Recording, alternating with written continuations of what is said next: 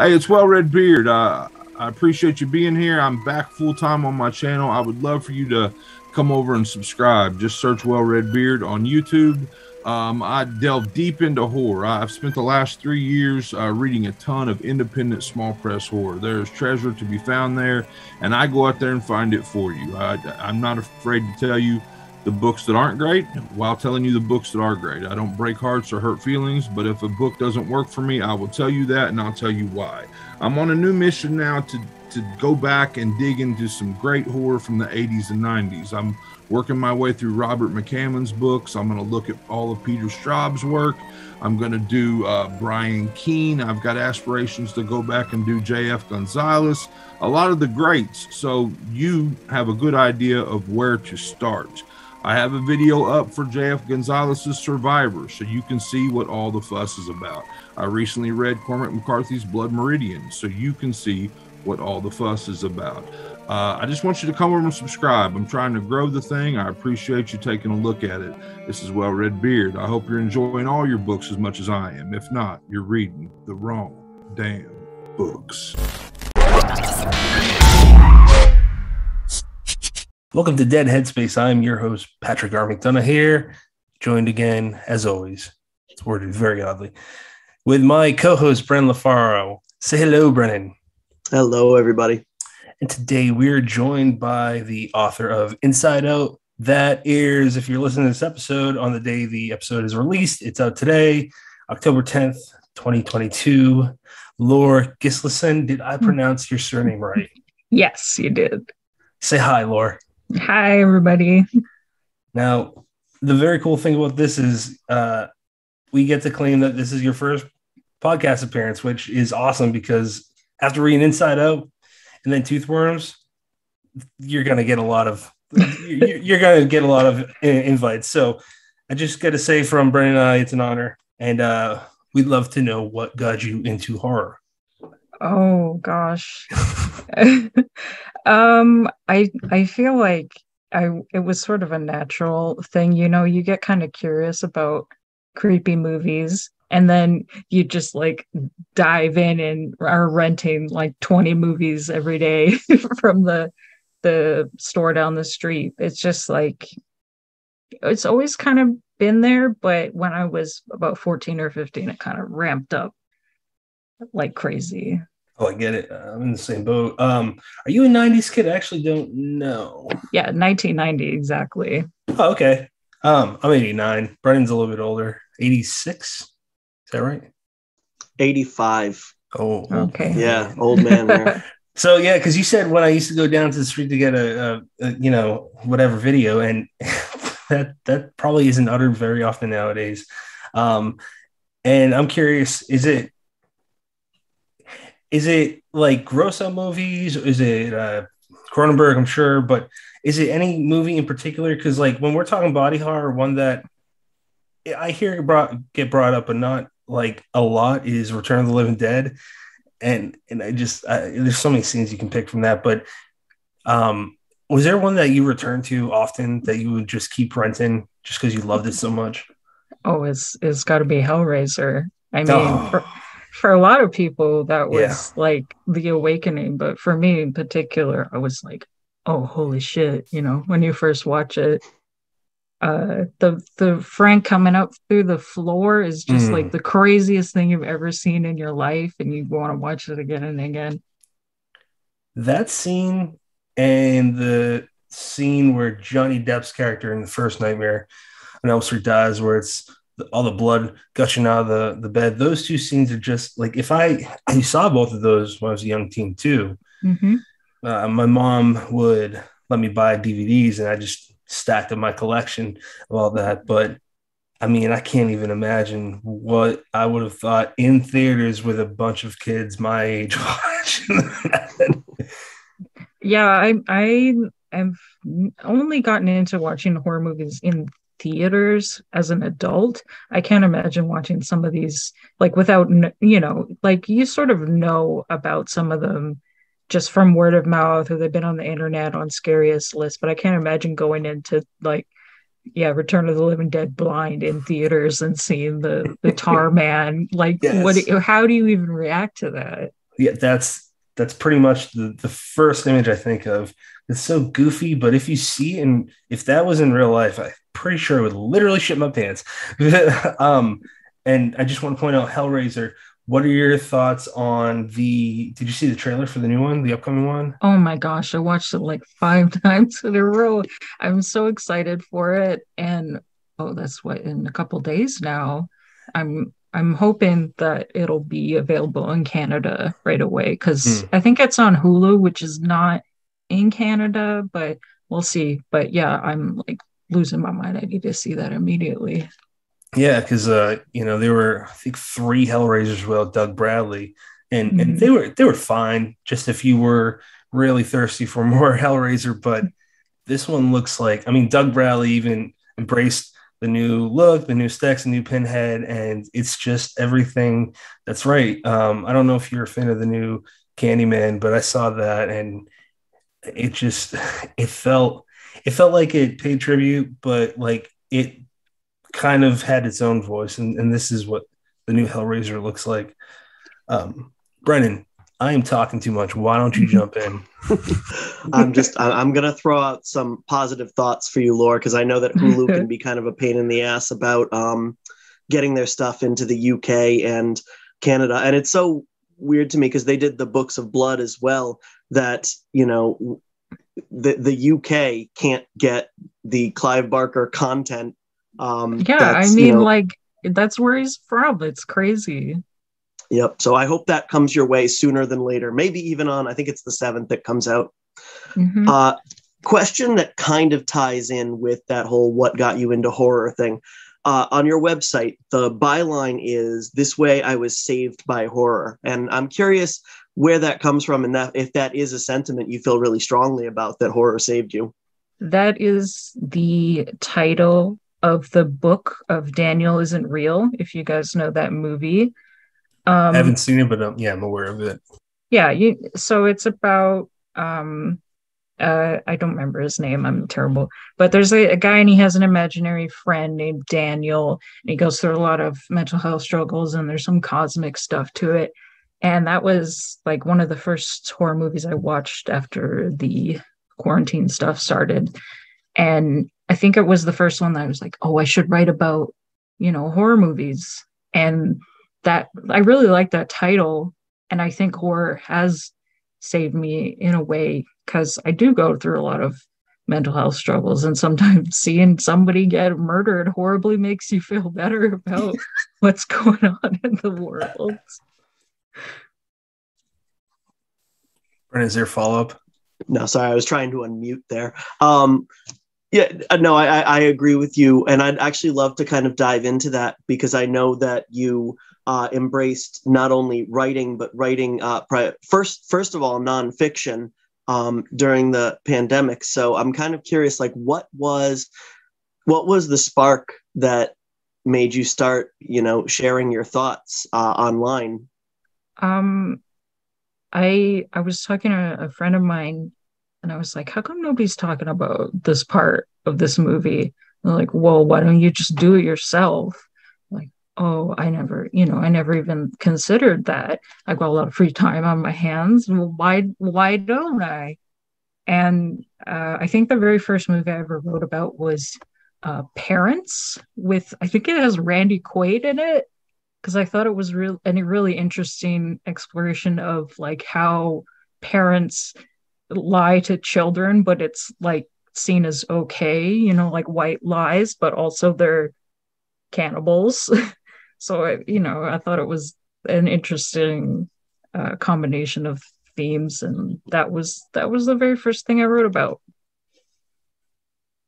And how'd you make the jump to fiction? Because it hasn't been that long, I believe. No, I think it was a few months after I started writing. I had a weird dream about a guy and his eyeballs were melting. And I was like, wow, that was such a vivid dream. I don't usually remember them that well. So I wrote it down on my phone, and that became what Inside Out is now. Very cool. So you know what? Let's dive in. Let's do Inside Out.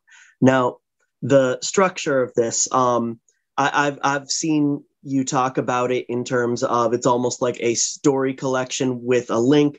You could call it a mosaic novel. I'm wondering how early on in the process you started kind of dreaming up a format for it. It was totally accidental. The original dream that I had was basically three different dream stories and viewpoints, and I wrote them all down separately, and that's just like how it naturally started. And then I wrote more and more, and they all felt really self-contained, but in the same world, and it didn't feel like forced or anything. It just I guess also because when you write nonfiction, there's a pretty standard article length of about 1,200 words. So that's my like sweet spot for writing length, and that's kind of how my short stories worked out too. So I can't claim total credit for the layout. It just is how it happened. I just magicked into it. No, go ahead, man. I was just gonna say when I got into chapter 2, which is really obviously early in the book, but the first, it's on digital, so I'm assuming 3 or 4 pages. The part where you first see the two inside out people, I literally went back and replayed that because I do text to speech. We can jump into that later. I'm pretty sure it's because of the ADHD thing. It sucks. I hate it. But anyways, I'm not exaggerating.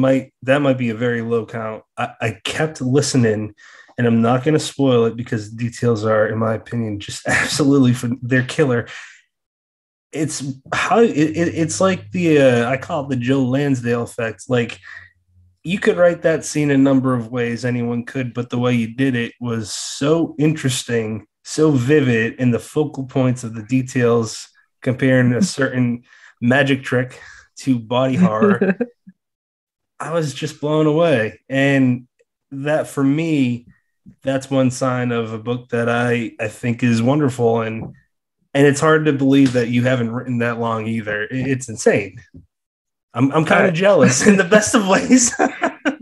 Oh, geez. Well, I really appreciate that. And I know exactly the part you're talking about. And I think I won't spoil it either, but it's a gross, I mean, the whole book is gross, but it's a gross thing. And I told my friend about it, and they're like, wow, that's disgusting. I'm like, okay, I'm on the right track. Did you laugh a lot writing this? Yes. Yeah. I don't know. Maybe this is just a horror person thing, but I find gross and weird situations just funny. Like it doesn't scare me. It's just like that's ridiculous, you know. You know, man, Brennan and Lor, tell me if I'm just like completely not even relating this to what we're talking about, but it's kind of body horror. My friend at work today showed me this video where it's this kid with booger. That's my weak point. Like, I get so grossed out. My wife takes care of that most of the time. I can't handle it. Like, I do everything else, but like, if possible, I ask her to do it because I gag. And my coworker showed me a video of a dad cleaning off the kid's booger with his can't even say it. It was like hours ago with his mouth. Are you going to be okay? Yeah. No. And he ate it. Oh no. Oh God. Yeah. Anyways, he showed me it, and I'm like, dude, stop. And he thought I was messing with him because like he's like, you write horror, you like that stuff. I'm like, yep, this is my weak point. Like, I will throw up. And he thought I was kidding.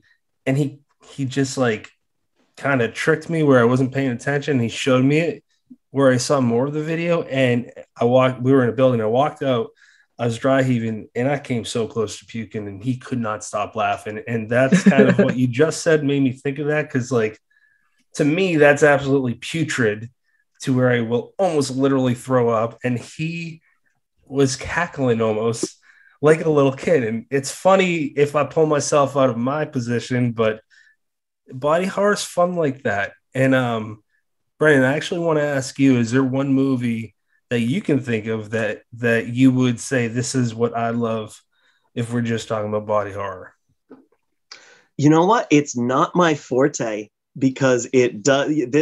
That's I think is the area of horror that I just can't deal with. And I mean, you know, and you know, longtime listeners will know that I don't get into the movie side as much as you do, but like movies like let's go with The Thing. You know, I've seen it once and I know it's a masterpiece. I know it's a great movie, but there's some visuals in there that I'd be just as happy if they stayed out of my, you know, eyeballs. I actually want to touch on something you brought. I'm so glad you brought up like just how effective the kind of descriptive scenes of the, let's say, creatures, not entirely accurate, but I'm going to say it anyway, creatures. I thought that what really made them work was how many different sensory details you tapped into. You know, we had sight, of course, but there's sounds, and the sounds are so nasty, and there's smells, and on occasion there's taste with it, which is just unpleasant to even think about the fact that you incorporated that. So I'm kind of curious, when you would write those scenes, which were absolutely meant to gross out, how many, you know, attempts did you make at it? Is that like first draft, this is just you kind of transcribing from your brain, or did you go back and be like, okay, I need more smell here, I need more, you know, sound? Most of them are first drafts. I think smell is an like underutilized thing in horror. I mean, it's also kind of hard to convey that in movies and books sometimes, but like, I mean, we're talking about things that are rotting, and you know, so I was like, well, what does rotting meat smell like? What do all these horrible things smell like? Because like that's how it would be if there was a person who was melting in front of you. Probably would smell pretty terrible. So you want to have the whole smorgasbord of the experience. I love the phrasing there. The whole smorgasbord of experience. Yes. You talk about the sense of smell, and back to Clive Barker, The Hellbound Heart. I mean, it is one of my favorite stories, and I just I believe it was vanilla, the smell of vanilla that came with the Cenobites. I don't think it was used in the movie, but that, and definitely obviously senses of every kind is touched on in that movie. Is Clive Barker a pretty big influence for you? Absolutely. It's just, his writing is so powerful, and I think the fact that he's a gay man is extremely important to have that and be like, yes, this is a gay horror writer, and you can like tell he's got gay characters. It's an important part of his writing, and that's just really nice to have that kind of representation, you know, especially as like somebody who writes really gross stuff, to have somebody else who also writes really gross stuff and is very, very successful in his case, to see that, yeah, you can do it if you write about like two horrible Gundams made out of people. It can happen. Absolutely. It was probably months ago, Brendan, when we talked about Clive Barker, when he was on that, I'll call it an interview, but I'm going to use air quotes. It was pretty much just like, it seemed like he was just brought there because he writes horror, and it's just like a group of conservatives back in the 80s that, you know, whatever you would think they would say, they probably said it. And it was like a tribunal more than a court martial. But what I loved about it is not only can he write well, but he holds his composure against literally the entire crowd of these assholes. And some of us would just want to get super mad and say, fuck you. But he's just, I don't know how he is internally, obviously, but on the external, he's just a master at it. He stays calm. And I think that's really important, because if you're trying to reach a general audience, which I think a lot of us are, you can't yell back. You can't teach by saying you're a dumbass. He's a huge influence for a lot of us, me too. And I started with his movies before I got into his writing. Like King, I didn't read him until the 20s, until I was in my early 20s. But the movies, Hellraiser and Nightbreed, another.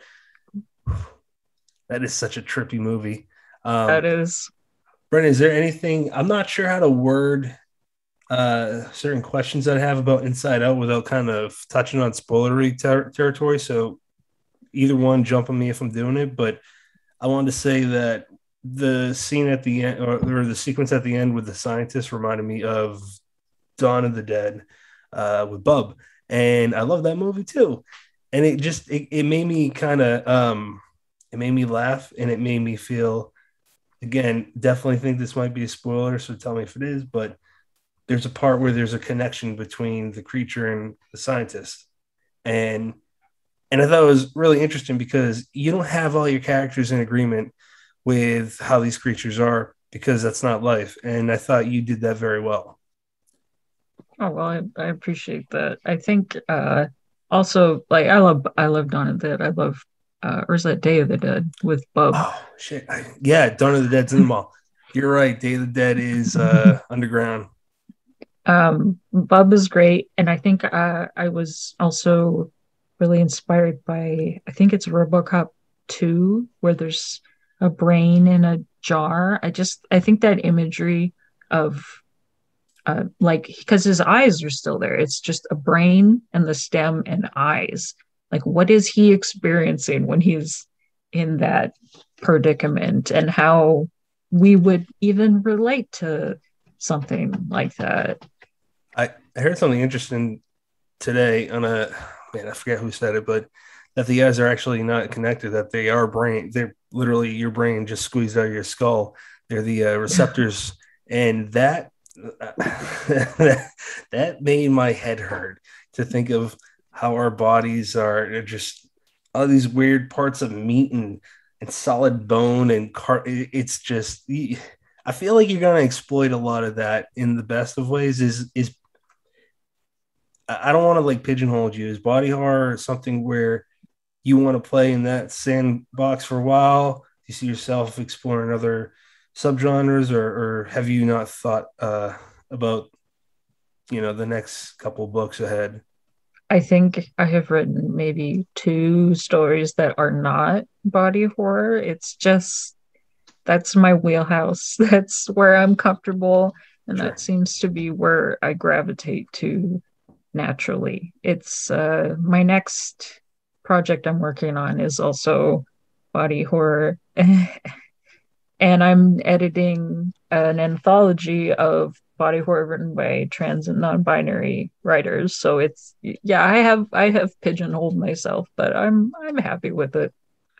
Well, that's, whatever you're happy with, that's awesome, because you're also getting paid for it, and people all over the world are like, we just met 2 weeks ago maybe, and we wanted to get you on right away because like it's exciting. And that's the cool thing about the internet, is just like you never know who's going to read it, and you never know who you're going to inspire. I had one more question about Inside Out, but Brennan, you know what? I'm gonna interrupt you. I'm gonna read Erica's questions, if that's cool. Yeah, because it has to do that. Yeah. So these are from Erica Robin, one of our favorite people on the show, and I believe somebody who was one of the first kind of early readers of Inside Out. So Erica starts with, "Are you ready for the world to experience your goopy horror in all its greatness?" Oh, I'm ready, and I'm a little nervous, to be honest, because I think the last week I've been realizing, oh, people are actually going to read this, because I have some very weird things in there, and now everyone is going to know exactly how weird I am. Before you get to that second question, I actually have something to piggyback off of that. So I joined Twitter in 2014, and it took me like 6 years to really get into it with like the writing community and all that. But for a while, I was pretty nervous about, like, I would ask questions on Twitter and I'd be like, what's too far? What's too dark? Because I would get early feedback in like 2014 on this website. I forget the name, but it was just writers basically kind of giving critiques. And I wrote this one scene and someone said that I shouldn't have children in there. It wasn't like sexually graphic or anything. It was just basically a table where it was living kids, but they're kind of dead and there's their bodies held up by a literal framework of like wood. It was weird. It's kind of body horror too, but well, one of the notes was that like no one's gonna like this. It's too gross and too far. So for a while, I wasn't sure either, and I thought that would. I was kind of worried. I was kind of worried not what my family or other people thought, that I would just be kind of it would be like, you're a freak, you're gross, and and I'm not saying that's what your thoughts are, but I do think a lot of us go through that in the beginning, you know, because you're being vulnerable. You're saying to the world, "This is who I am."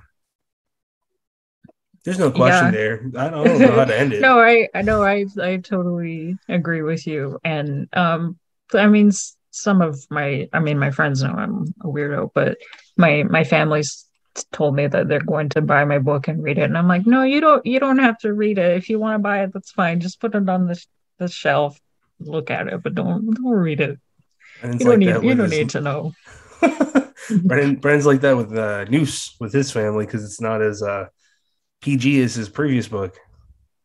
Yeah, I told Patrick, my mom was over here watching our kids when the first like 10 copies that Andrew sent over came in the mail, and she asked if she could have one, and I said okay, and I signed it over to her, and I said, might want to just keep this one on the shelf. It's not for you, and it's it's not even on the same level as Inside Out. It's just, you know, just splattery enough that the people that I know and love in my everyday life are not interested in it, which is why we do this show, so we can talk to people who are interested in the gross stuff.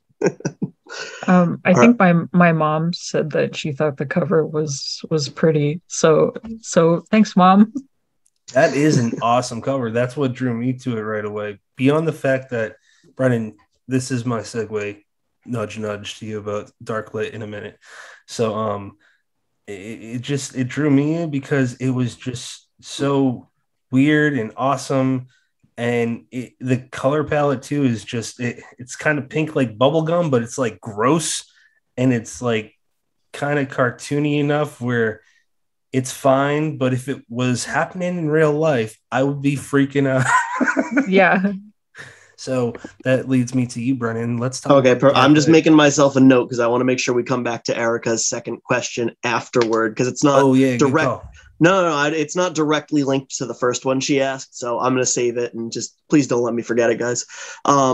All right, so I want to ask you about working with Darklit, something I know pretty well, and something I'm pretty sure I can guess what your answer is. But specifically, we had Violet Castro on here. We've had her on a few times, but the first time she ever came on, she talked about marginalized voices submitting work to presses, and the idea that if you don't see yourself represented in a press, you might be more hesitant to submit your work to them because you just don't know how they'll treat it. So I suppose my larger question is, what's it been like to work with Dark Press? But I'm also wondering, what would you say to marginalized authors who have a manuscript in their back pocket and maybe thinking about sending it to Darklit? Well, it's been a great experience. Andrew is like the nicest guy, and he's extremely supportive, and he's always pushing the socials and, you know, doing all that marketing side of thing that I'm not great with. It's a bit of a long story, but my book originally had a different publisher, and then that didn't work out, and then I had another publisher. So this is actually number 3 for Inside Out, which is crazy to even think about. Oh wow.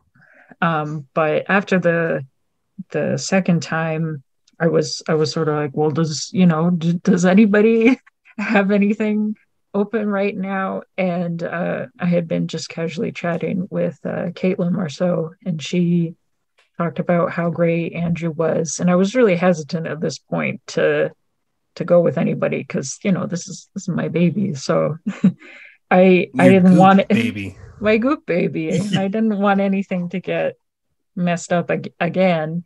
And she said, no, Andrew's great. I trust him with all this stuff. And he really liked it.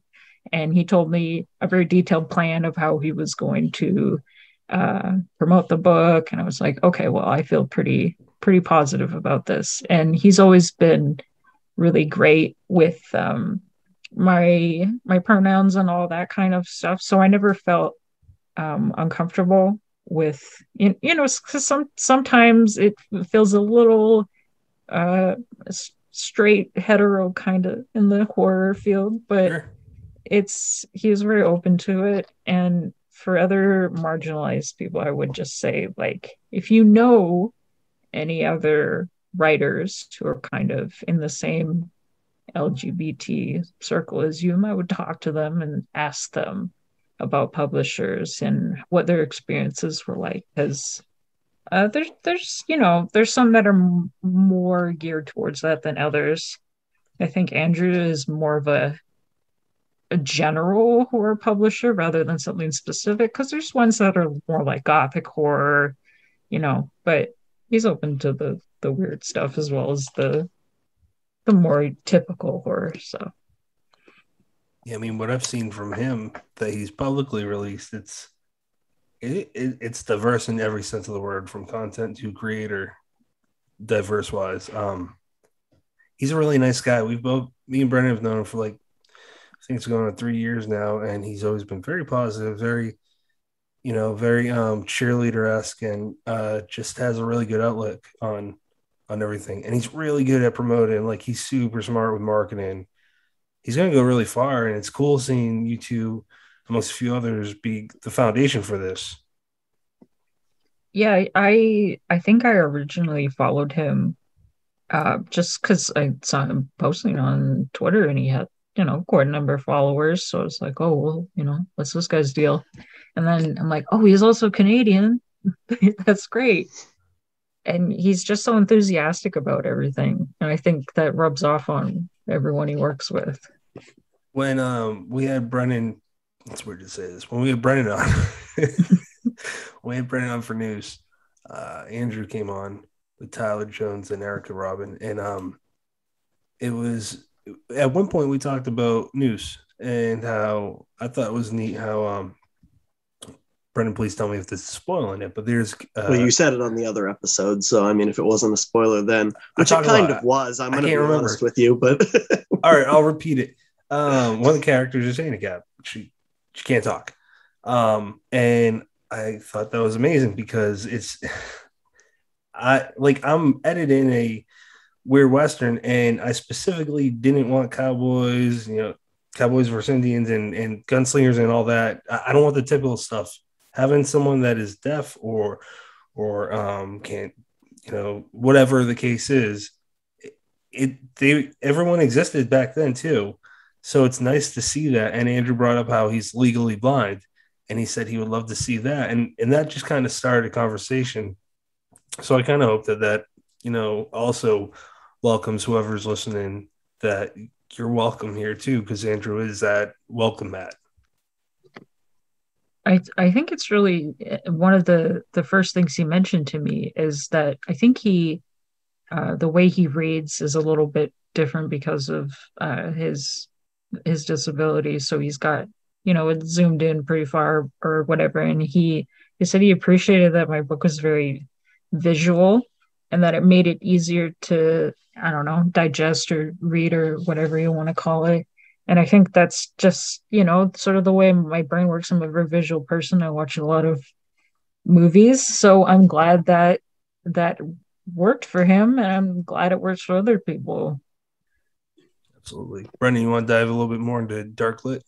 Well, actually, this is a perfect segue because you talked about the visuals in your book. And one of the most kind of striking parts of your book is all of the visuals between, chapters here and there. And it's what's so interesting is it's not just, one artist that did a series of pictures for it.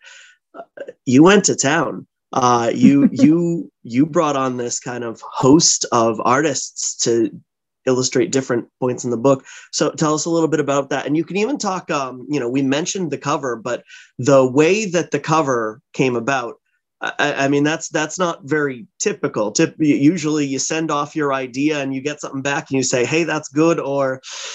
But yours kind of came about in an interesting manner. So I'd love to hear about the cover and about the illustrations inside. The cover is by Eduardo, and I don't remember how to pronounce his last name, Videlva.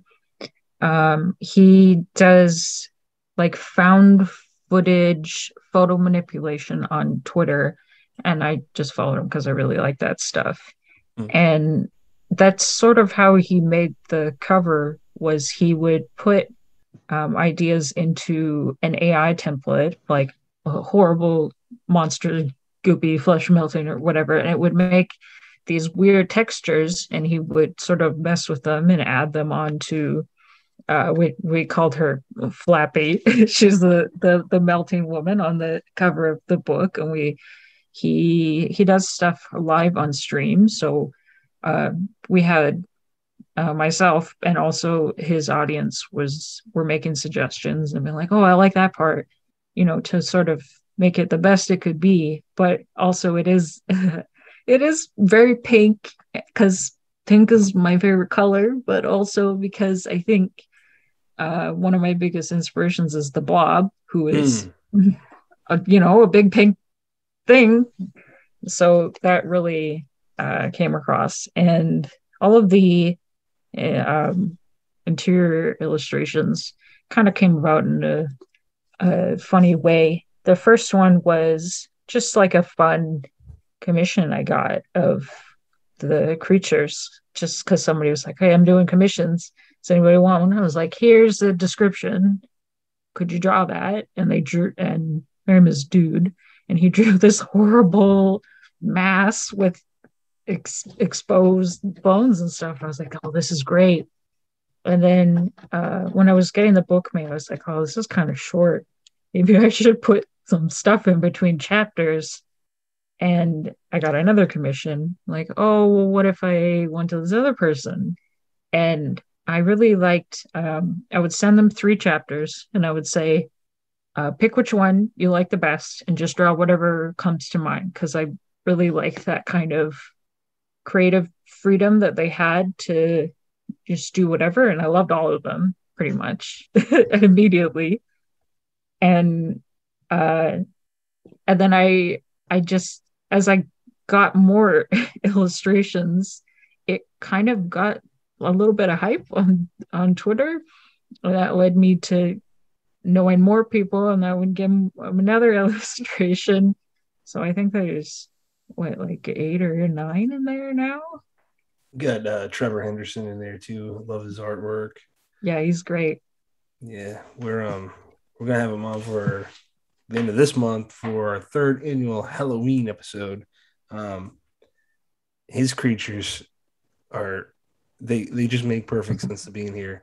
I just want to jump real quick back to the Blob. Do you like the original one from I think it's from the 50s, but I might be wrong. I think it's 1958.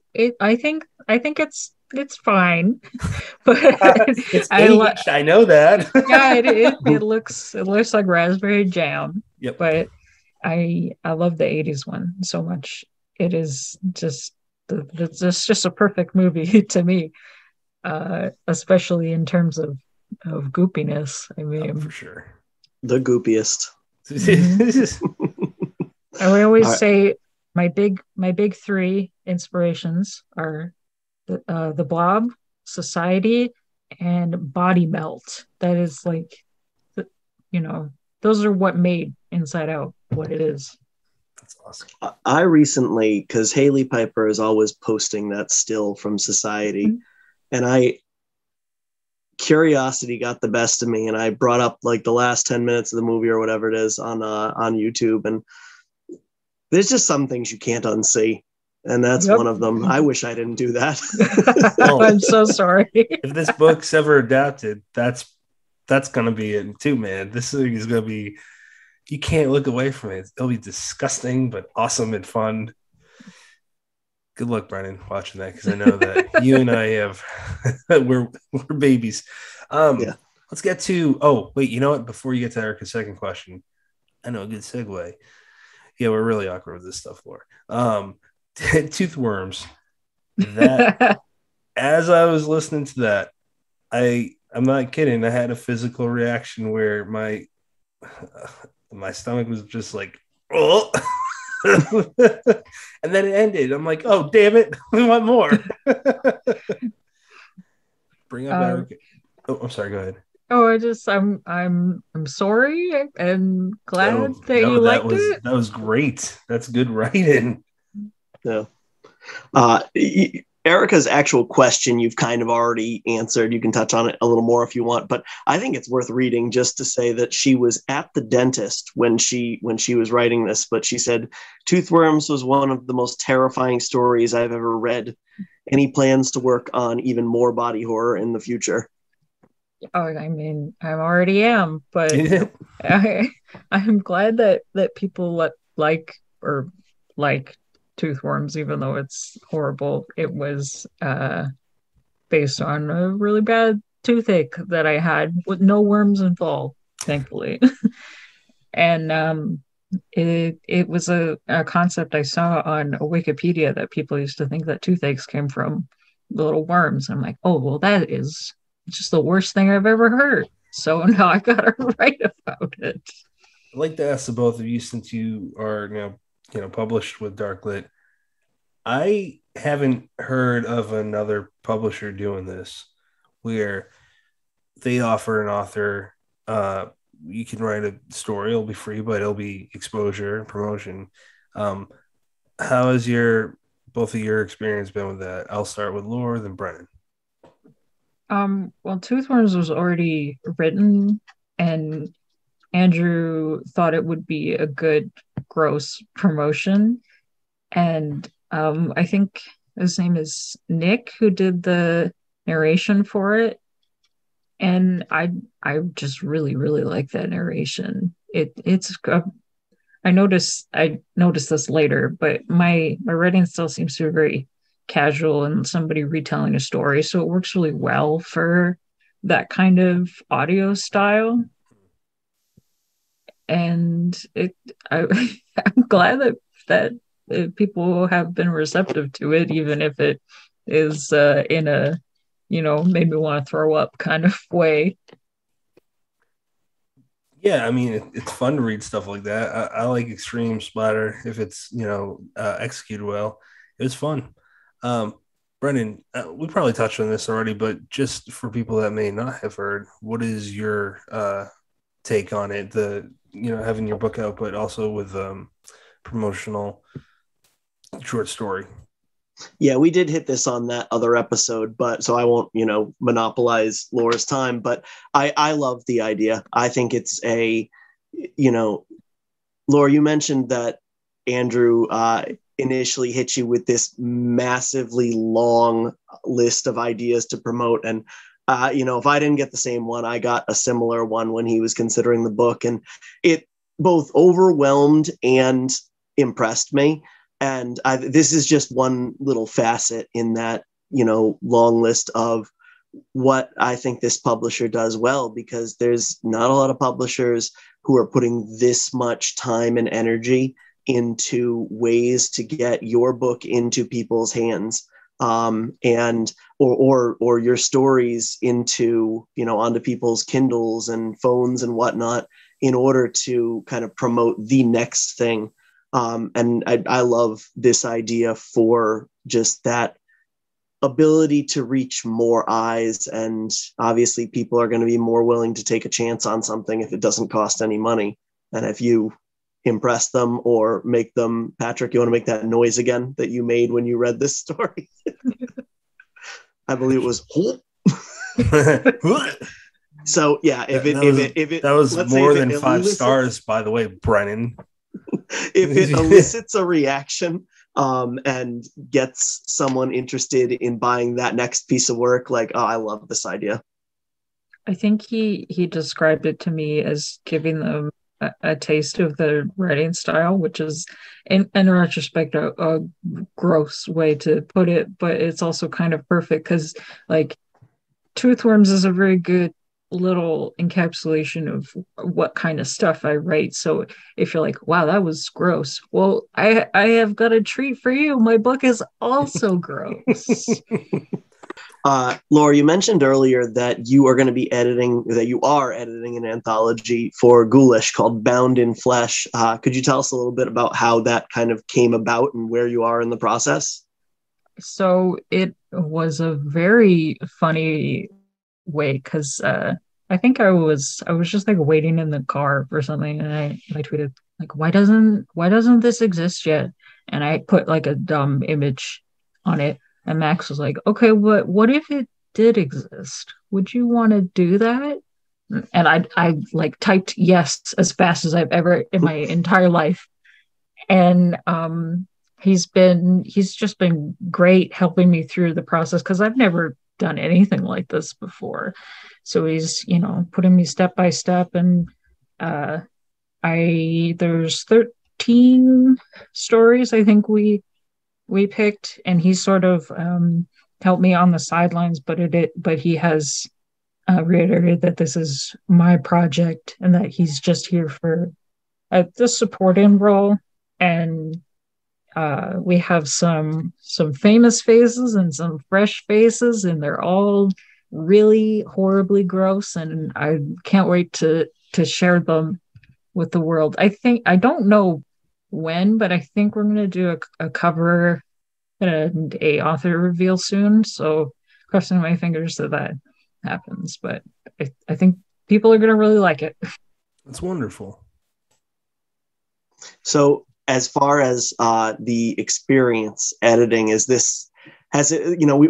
we've heard from people who edit anthologies, and the general experience tends to be, it was a ton of work and I'm exhausted and I would never do it again, but I'm going to do it again. Would you do it again?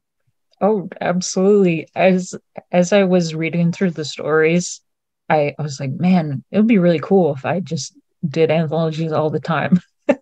Like I'm sure I will regret saying that, and it will be a lot of work if anyone ever wants to do an anthology with me in the future. But I really like the process of going through all the stories and picking which ones work the best. And I'm going through the edits right now with Max, and I don't know, I'm really enjoying the process. Maybe it probably helps that I don't have a day job, so I have a lot more free time on my hands than most people.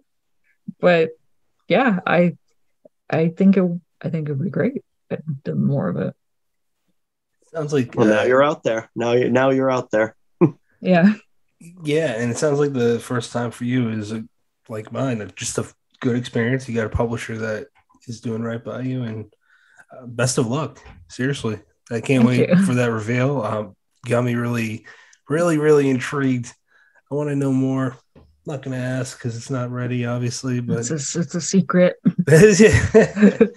Now, because Inside Out's a short book, so I don't really know what else to bring up about it without just totally spoiling stuff. And so I would like to ask you if there's anything that we haven't talked about pertaining to Inside Out that you would like to tease about. If not, that's fine. We can move on.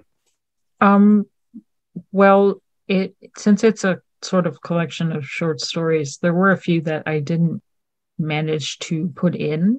So there is a possibility that I could write a sequel eventually. I do have some absolutely horrible ideas for it. So maybe if it does well, there could be more in the future. That's definitely awesome. Kind of feel like it has parallels to World War Z, in the sense where there's different accounts throughout different locations on this one plague, if you will, or pandemic, or whatever word you want to use. Was that at all in your mind? Like, did you read the book? And if not, it's fine. But I'm just wondering if that had any inspiration on this one. I didn't read World War Z, but I think I read if it's the same guy. He did another one that's just like the zombie survival guide. I remember reading that one. And Yeah, it's I'm Mel thinking, Brooks. yeah, I thought it was Matt, really interesting. oh, Matt. Brendan's laughing at me. Max Brooks. Max, not Mel Brooks. The famous director. the producers guy. Yeah. Oh God, you know what it is? Is my kid's sick, and I don't know how much sleep I got last night. So I'm apologizing to you because I'm just like a fart brain right now, Brendan. That's okay. Brendan, I know you got a few more questions. Why don't you throw them towards Lore?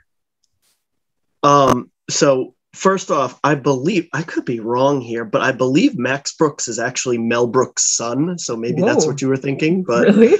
Well, now I want to look that up and make sure I'm not just completely lying to everybody. But no, that's his son. Back in the realm of that is his son. That must be the connection you were thinking of. Yeah, I don't even know what I fucked up now. Now you have a couple things on the horizon. You have that I'd love to hear you talk about. There's a pirate book. There is a Goop Troop. Hit it. What do we expect? Well, so Goop Troop is me and Eric Raglan and Shelley Levine, and we're kind of all writers of horrible, disgusting things, and we've had issues submitting to places because it seems like some people are not into that extreme stuff. So we had the like, well, damn it, we'll just do it ourselves. And so we're like, well, what if we had a collection of horrible, disgusting stories? And I described myself with the word goop, and I think I used the word Goop Troop like as a joke once, and now it's kind of like, well, I guess that is us. We're the Goop Troop. So awesome. We have some pretty amazing and horrible stories. What mine is funny because you mentioned earlier a story you had involving kids, and you're like, is this going too far? So my story involves fetuses, and I messaged a couple of people, and I was like, is this too much? Because I feel like my gross meter is absolutely broken, and I don't know like what is normal and what is too far. And they're like, no, I think it's okay. I'm like, okay, well, maybe I need to make it grosser if that's the case. But turn up a notch. Chuck Palahniuk would want you to do it. He's got this whole turn up a notch to 11 or something. So, and what is the story he wrote about the guy getting his stuff sucked out by his butt in the pool? Yeah, Guts is a fan favorite. That was that was published in Playboy magazine. Really? Wow. Wasn't that the one, Brandon? Am I making that up? I can't say for sure. I don't remember. Yeah, I remember it was like, oh, tons of people have passed out when he reads the story. I'm like, yeah, I could see that if you've got a crowd of people who maybe not expecting that. But most horror people know that story by now. It's in our canon of history. It's visceral. Like it's just, oh my God. I don't even know what to say besides, if you haven't read it, I would look it up. It's in the book Haunted. I'm trying to find where it was originally published. Brendan, I thought you had one more thing. I thought we were waiting for you to tell us. No, my computer's being very slow, so jokes on both of us.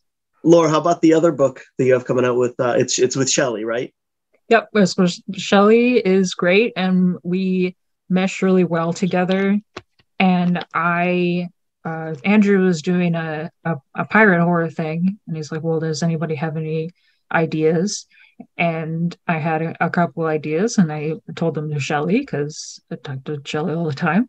And they're like, wow, that's great. What about if it had this, and this? And I said, well, why don't you just write it with me?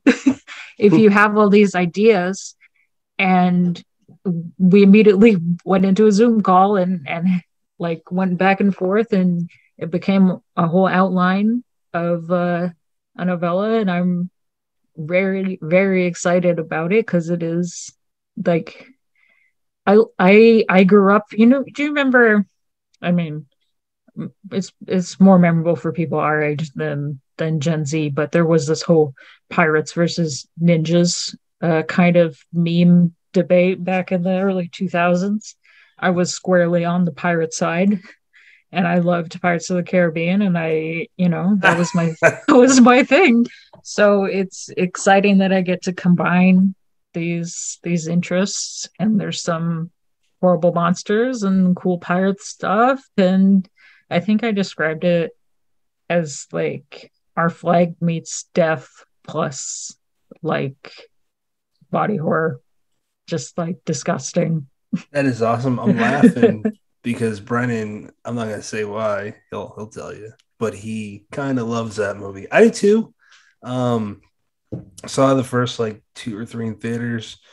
Brennan, wow, what are your thoughts on Pirates of the Caribbean? I'm firmly on Team Pirates there. Now he's referring to. I have a half sleeve tattoo from those movies. Really? Yes. Yeah. So yes, firmly on Team Pirates. Good. I can't wait for that though, because I don't know really recently any pirate books, at least in the horror world. I'm not thinking of anything as of the last few years, anyways. If there was, I missed it. I think we all missed it if there was, but yeah, that'd be really neat. Is that is there any projected release date, or is it kind of just I think he's already got people slated all through spring, so I think we're looking at more fall for ours. Okay. And by the way, Guts was published in 2004, March 2004 issue of Playboy magazine. That's crazy. Can you imagine buying a Playboy and reading that? I think that's the opposite effect that Playboy's trying to go for. Yeah, I know. Like, I think Joe Bob Briggs used to do articles for Playboy. It's like, what was the Playboy magazine actually like? Because I feel like I'm getting a lot of conflicting messages from the history of the magazine. The only other person that we spoke to on here that had a story in Playboy magazine was John Jacobs Horner. And I can't even remember if he actually told us how he got that, but that was kind of like a brag because like I don't know how people actually get stories in there, like fiction stories in there. I have no idea. Yeah. It's a weird brag, but I think it's like it's like agented submissions rather than I don't think they do open call. It's not like dark pitch. You don't think Hugh Hefner read Guts? Oh, he might have. That's so funny. I never thought. It's like 6 Degrees of Kevin Bacon. It's like Chuck Palahniuk to Hugh Hefner. Might be closer than you think. No, Chuck's a sweet man. Hugh, I don't know him, but he kind of seemed like a creep. I don't know. He might not have been.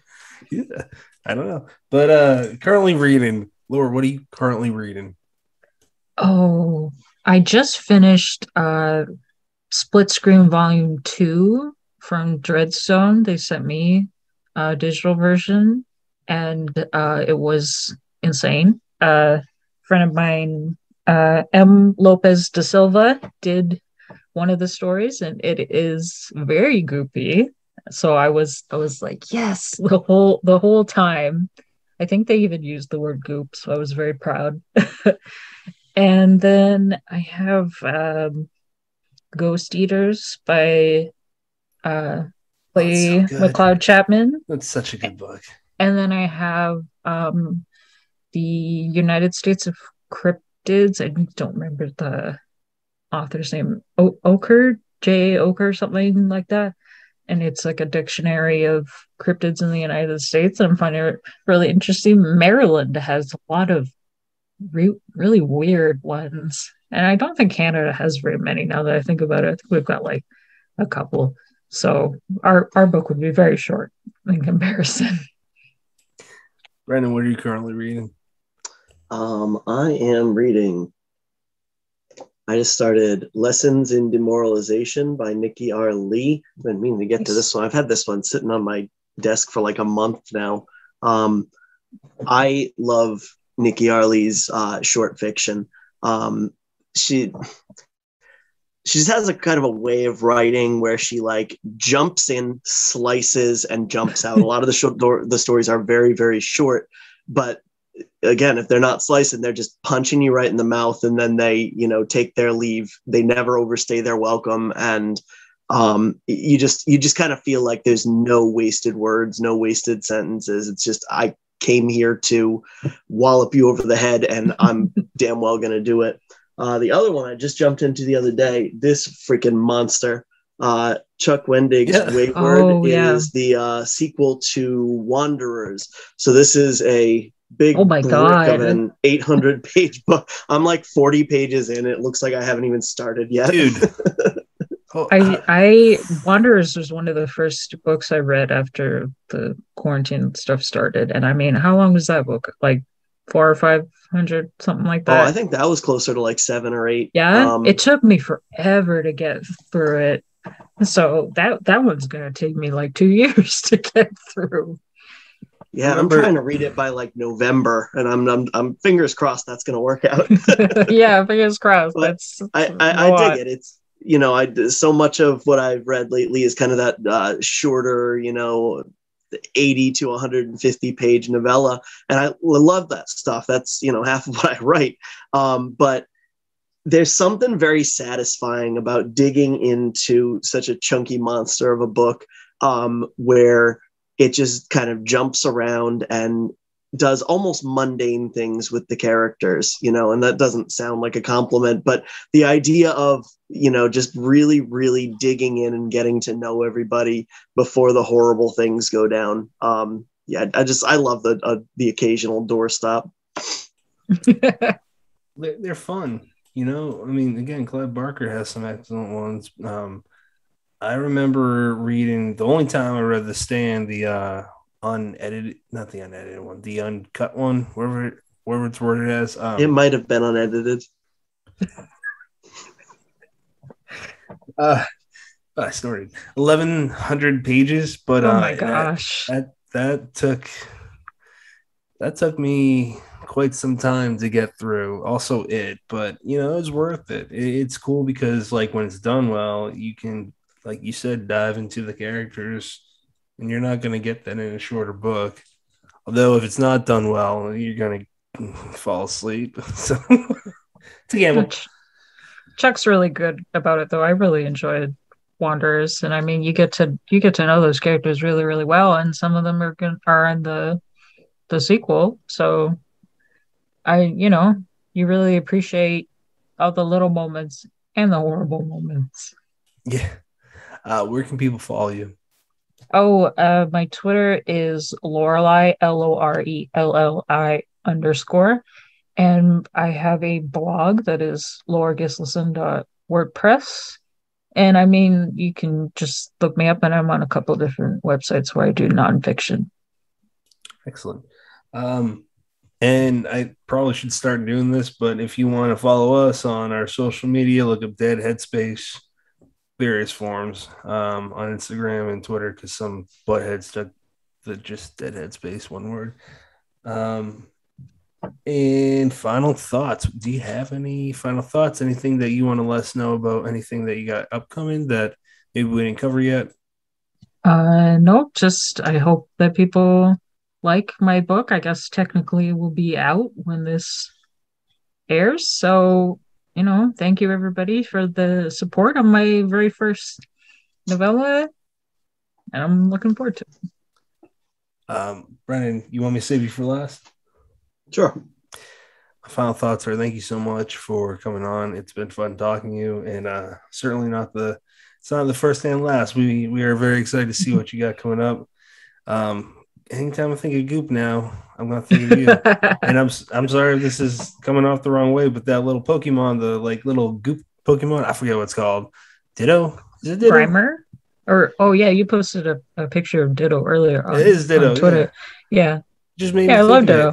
I mean, like, it's fun, and it's, gonna just not get hurt and absorb everything. So and I did look up a picture of the 80s Blob, and it reminded me, that is just such a better movie than the one from the 50s. So much better. Different leagues. Brennan, final thoughts, sir. Yes, we are deeply appreciative of your time. We're so glad you came on to chat with us. We both really, really enjoyed this book, and since it is October 10th, for the listeners, you can buy it right now. You can order it and it'll be there in a couple days. You can download it and it'll be on your Kindle in minutes. And like I said, the illustrations just really pull it together. I absolutely love that. But the prose itself has that striking imagery that really just kind of makes it a companion piece. Really, really stellar debut. I really appreciate that. Next episode, and I know listeners, you have heard me say this before, we had a little switcheroo of our episode order. So next episode, 166, that will be with Grady Hendrix and guest host Cena Palaio. We talk about Grady's upcoming book, How to Sell a Haunted House, amongst many other things, but it's really interesting. We dive into old horror, we dive into current horror, and as always, you have many choices in podcasts. Thank you for picking us.